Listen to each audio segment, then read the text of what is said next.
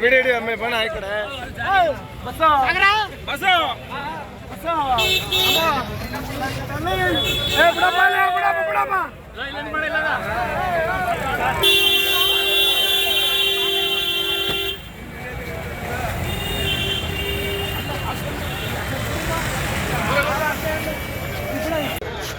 ಯೋಗಿ ರಮೇಶ್ ಕರ್ಕೊಂಡು ಏನು ಥ್ಯಾಂಕ್ಸ್ ಇಲ್ಲ ಬಾಸ್ ಅವರು 3 ಜನ ಮಾತ್ರ ಹೋಗಿ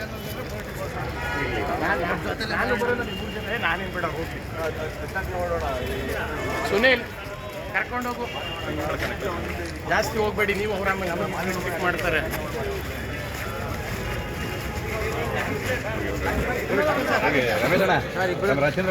ಮಟ್ಟದ ಚುನಾವಣೆಗಳು ಏನಿದೆ ಸ್ಥಳೀಯ ಚುನಾವಣೆಗಳು ಇವ್ಯಾವ ಕೂಡ ಜನತಾದಳ ಪಕ್ಷ ಇವತ್ತು ಹಿಂಪಡಿತಕ್ಕಂಥ ಪ್ರಶ್ನೆ ಇಲ್ಲ. ಯಾವುದೇ ಚುನಾವಣೆ ಆಗಲಿ ಇವತ್ತು ಎದೆಗೊಂದಿರ ಎದುರಿಸ್ತಕ್ಕಂಥ ಒಂದು ವಾತಾವರಣ ಇವತ್ತು ನಮ್ಮ ಪಕ್ಷದ ಕಾರ್ಯಕರ್ತರಲ್ಲಿ ಒಂದು ಭಾವನೆ ಸೃಷ್ಟಿಯಾಗಿದೆ. ಅದರಲ್ಲೂ ವಿಶೇಷವಾಗಿ ಮಂಡ್ಯ ಜಿಲ್ಲೆ ಅಂದರೆ ಒಂದು ರೀತಿ ಹೋರಾಟದ ಜಿಲ್ಲೆ, ಇದೇನು ಹೊಸದಲ್ಲ.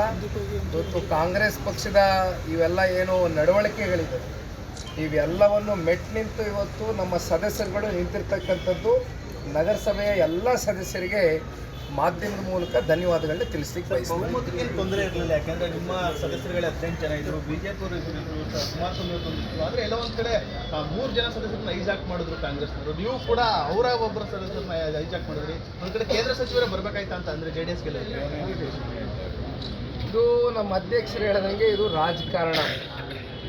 ರಾಜಕಾರಣದಲ್ಲಿ everything is fair in war.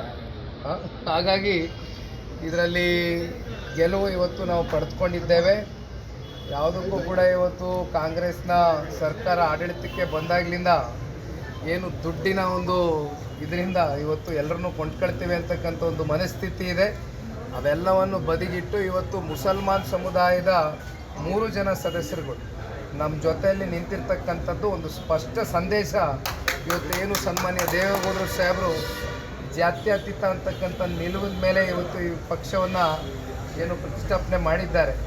ನಮ್ಮ ಜೊತೆಯಲ್ಲಿ ಇವತ್ತು ಮುಸಲ್ಮಾನ್ ಬಂಧುಗಳು ಕೂಡ ನಿಂತಿದ್ದಾರೆ ಅಂತಕ್ಕಂಥದ್ದು ನಮಗೆ ಭಾಳ ಸಂತೋಷ ತಂದುಕೊಟ್ಟಿದೆ.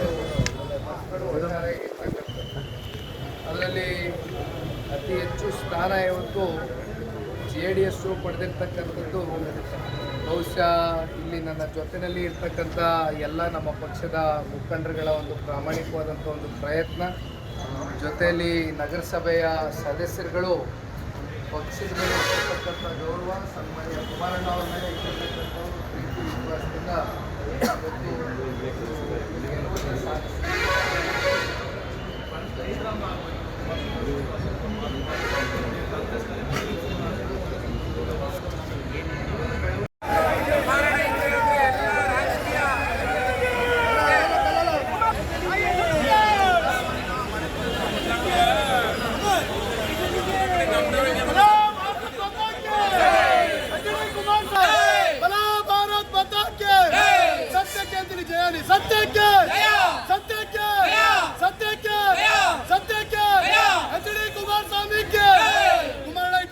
ಕುಮಾರಣ್ಣ ಇಟ್ಕಡೆ ಜಯಾನಿ ಕುಮಾರಣ್ಣ